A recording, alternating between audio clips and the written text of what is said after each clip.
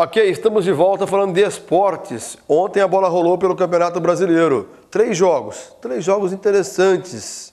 Palmeiras e Flamengo, está aqui conosco o Gil Arruda. O placar foi 0-0 ontem, um mau resultado para os dois, porque se afastam do Corinthians, que é assunto para daqui a pouquinho. Um jogo interessante ontem, mas meio brigado no meio campo demais, Gil Arruda. Tudo bem?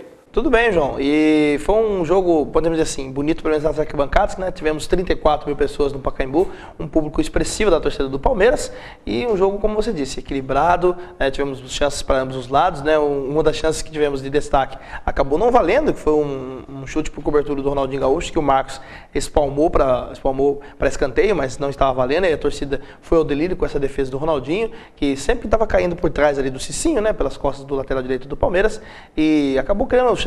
A equipe do Palmeiras, do Flamengo, teve uma falta do Thiago Heleno que passou raspando na trave, e outros lances também. O Felipe também foi muito bem ontem. Enfim, um 0-0, podemos dizer assim, merecido na partida. Teve um lance no final da partida que, faltando 3 minutos para acabar o jogo, o árbitro parou a bola, o famoso fair play, né? Você para o jogo para atendimento a um atleta. Sim. E depois você coloca a bola, devolve. E quando era o Renato do Flamengo com o Kleber do Palmeiras. Quando ele viu que o Renato não ia fazer nada, até porque o Flamengo estava contente com o empate, ele foi para a cara do gol e quase que faz o gol.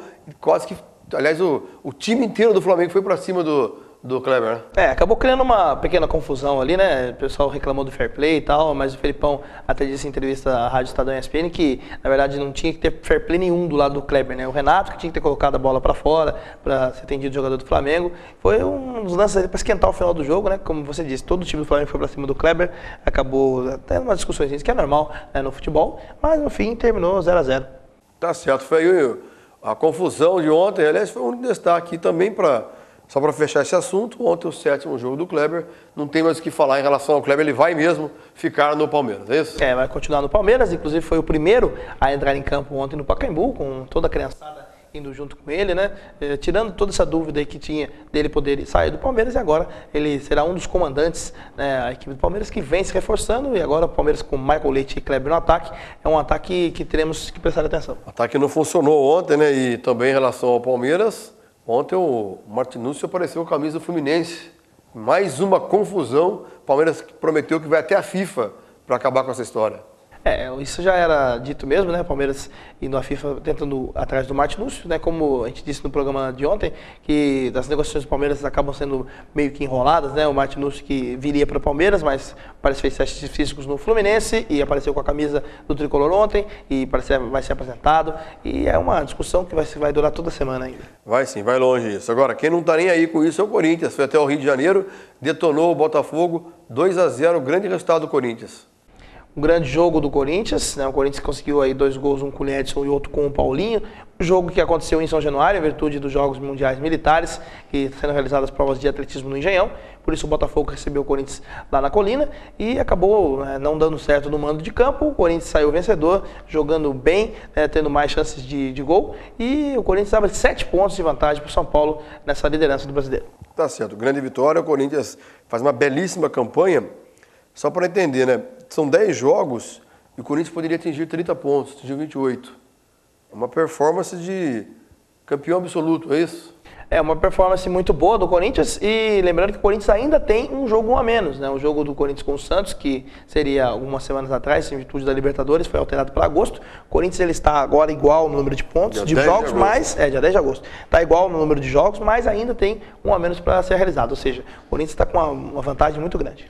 E tivemos ontem também outros jogos, né, no dia de ontem, além do Figueirense e Grêmio. O jogo estava feio, sem graça no final do jogo.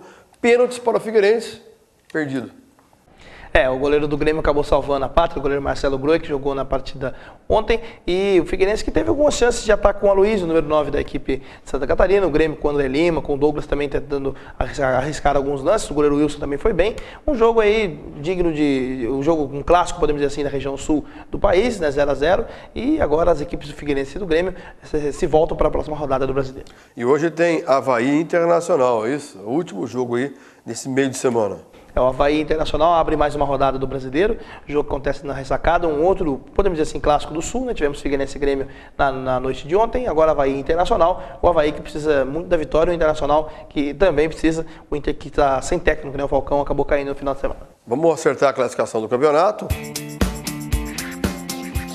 O Corinthians é líder mais do que nunca com 28 pontos. O São Paulo tem 21, é o segundo colocado. O Flamengo é o terceiro com 20. O Palmeiras é o quarto com 19 e o Vasco é o quinto com 17.